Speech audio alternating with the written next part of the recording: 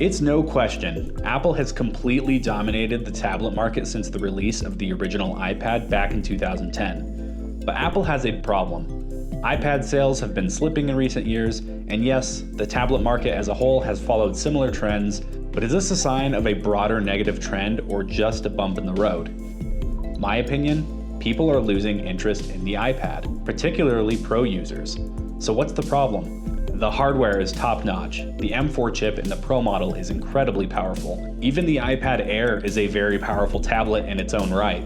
The form factor is nearly perfect, the Apple Pencil is amazing, but the problem isn't the hardware, it's the software. Apple continues to bottleneck its own tablets with a blown-up version of iOS. And listen, I'm honestly okay with that to an extent. iPadOS is pretty good at being a tablet OS, and we have an incredible library of apps that are so good on iPadOS.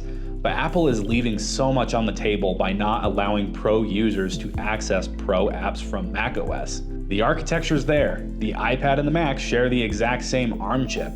Apps that I use every day like Adobe Premiere Pro and Adobe After Effects could run on the iPad natively. Right now, Apple is already doing this exact same thing in reverse with iPad apps on the Mac.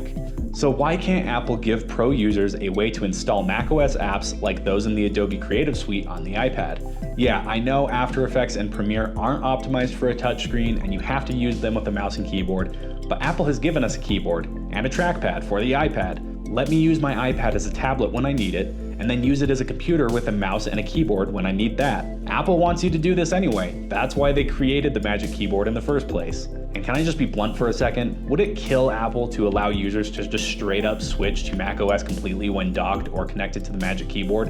Would that really be so terrible? And don't get me wrong, I don't need macOS, but I do think that it's something that Apple could easily do, and that would solve the problem. WWDC 2025 is in just a couple of weeks, and I'm personally gearing up for another year of disappointment. That's not to say that there hasn't been progress. True second display support is great. Stage Manager is a step in the right direction for window management. The Files app has gotten slightly less terrible over the years, but nothing has fundamentally changed about the iPad since it came out in 2010. And unfortunately, I don't think this year will be any different. So back to Apple's problem. Why would anyone want to buy a $1,000 tablet, that's the cheapest iPad Pro by the way, when it really doesn't offer anything more than a $600 iPad Air? The iPad Air is plenty capable of running the most intensive iPad apps, and you'll never be able to use it as your only computer, so why spend so much more? And look, I know that there are edge cases out there where the iPad Pro is the perfect device and the nano texture display is a real game changer and it has all the apps a particular person might need, and they want that higher end Magic Keyboard.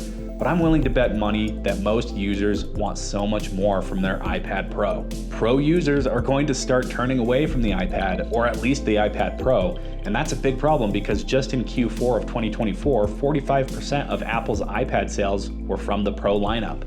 I'm one of these Pro users who's already turned away from the Pro lineup, and now I just have the M2 iPad Air, and I'm happy with it. It's a great tablet, but I've pretty much given up on the idea that I can replace my MacBook with an iPad Pro. And it really sucks because I need a tablet and I need apps like Adobe Premiere Pro and After Effects for the work I do. So now I just have to carry both wherever I go. Yeah, I know that sounds like a first world problem, because it is, but technology should be about continuous improvement, not stagnation. There's no good answer out there for guys like me currently. And you know, I hope I'm wrong about everything. I hope Apple surprises me this year, but we've had Apple Silicon iPads for 4 years now and very little progress has been made. While I love Apple and I appreciate the incredible leap they've made with the M series chips, they still need to do a much better job at listening to their customers.